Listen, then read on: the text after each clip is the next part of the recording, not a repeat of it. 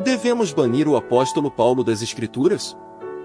Carta de Paulo aos Romanos, capítulo 12. Comentário de Mário Persona.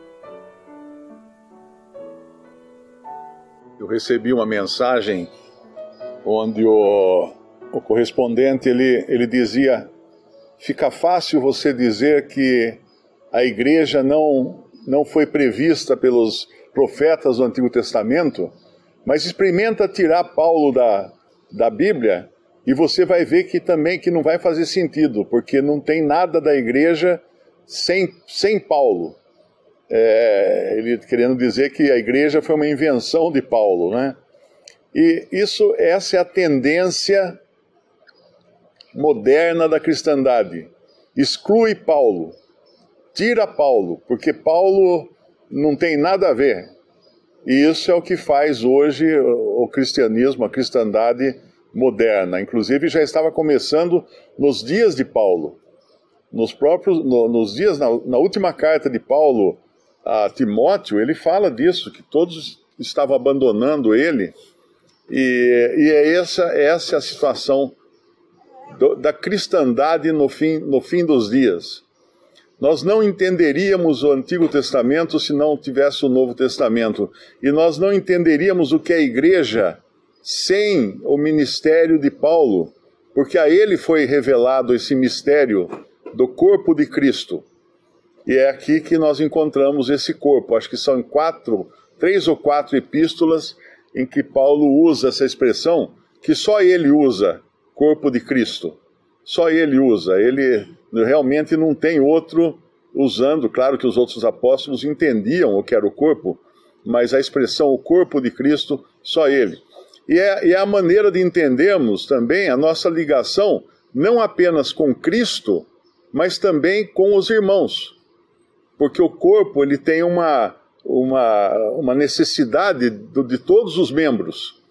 E quando acontece pecado, né, que a gente vê a questão da disciplina e tudo mais, é claro que isso contamina os outros. Eu tenho um amigo, ele passou pela mesma cirurgia que eu passei, de troca de válvula do coração, mas a dele foi muito mais complicada, porque ele foi fazer uma extração do dente e decidiu não tomar antibiótico. E aí o que aconteceu? Uma bactéria lá, na extração do dente, viajou até o coração e destruiu, eu acho que chama pericardite, se não me engano, destruiu a válvula do coração dele.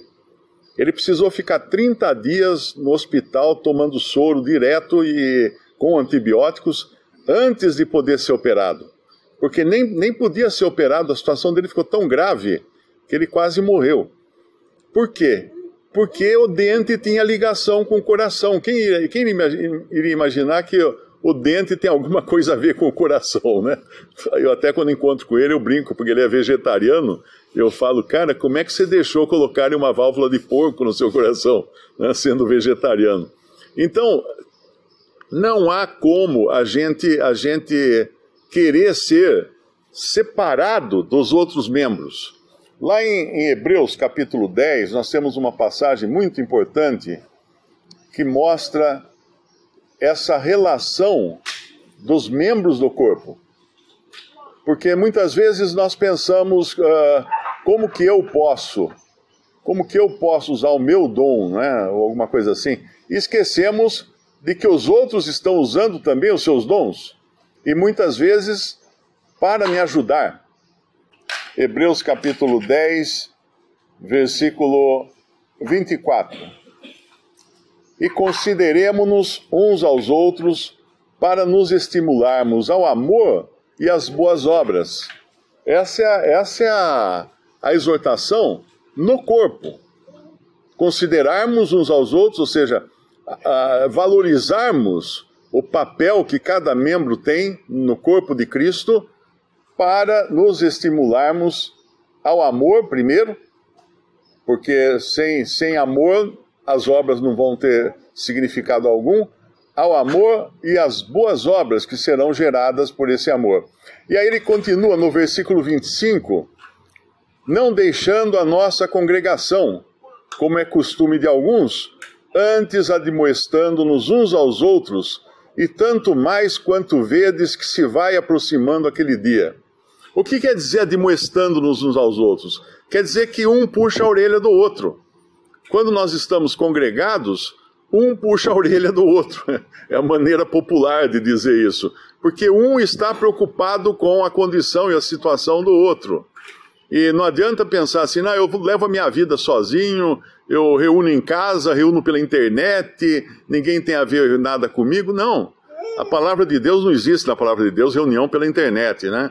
Eu recebo muitas mensagens de pessoas que estão dizendo que estou partindo o pão sozinho em casa. E eu pergunto, mas partir o pão é um ato de comunhão.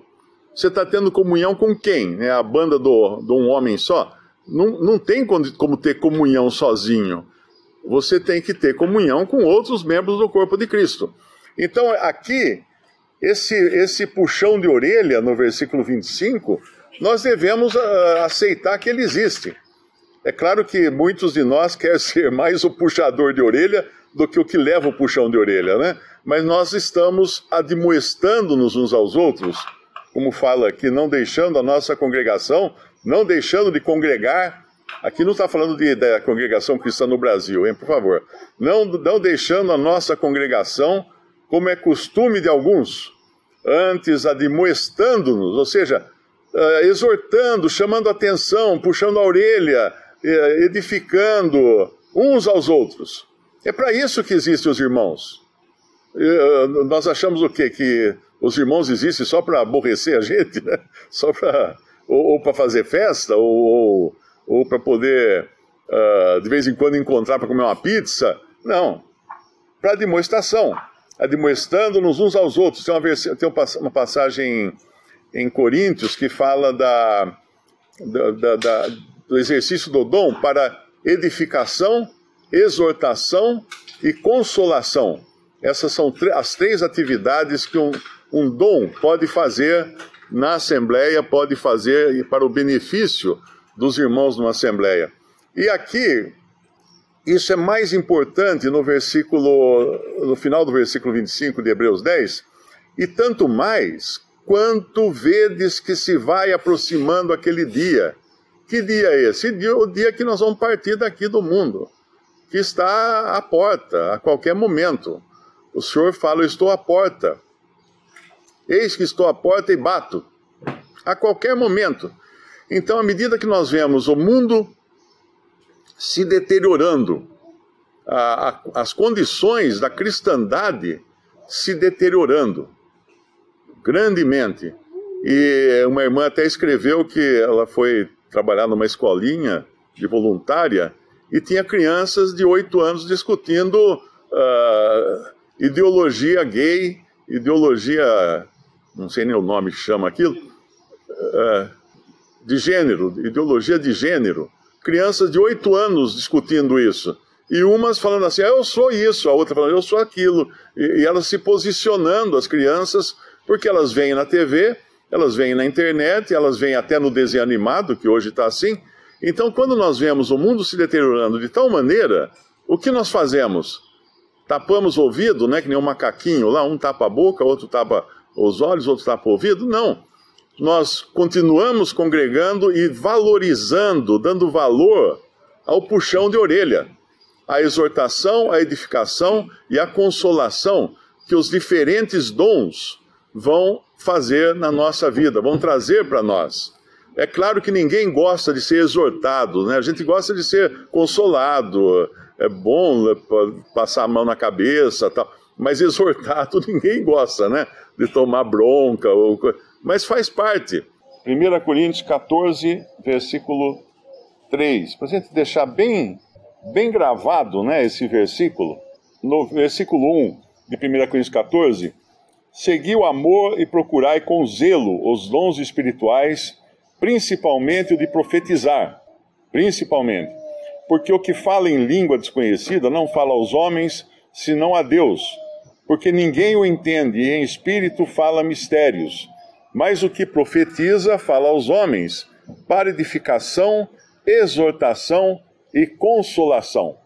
E tem um versículo que eu acho muito útil, porque eu recebo muitas mensagens do tipo: eu sonhei essa noite com um avião que caiu, ou eu sonhei que a minha sogra morreu, eu sonhei que não sei o quê. Aí eu mando ler 1 Coríntios 12. 1 Coríntios 12, quando fala lá do corpo, né? No versículo 7, quando está falando das diferentes manifestações, e algumas Bíblias aqui fala dons, mas são manifestações. No versículo 7 fala: a manifestação do Espírito é dada a cada um para o que for útil. Então a pessoa sonhou, não sei o quê, eu pergunto assim: que utilidade teve o seu sonho? Teve alguma utilidade? Não. Você conseguiu avisar os passageiros para eles não embarcarem no tal avião? Não.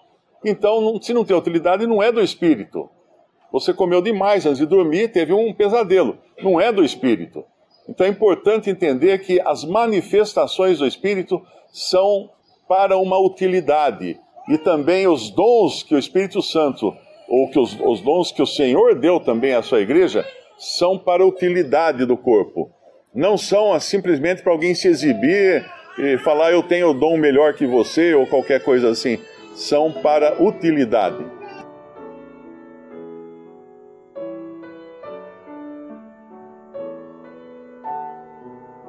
Visite Respondi.com.br. Visite também 3minutos.net.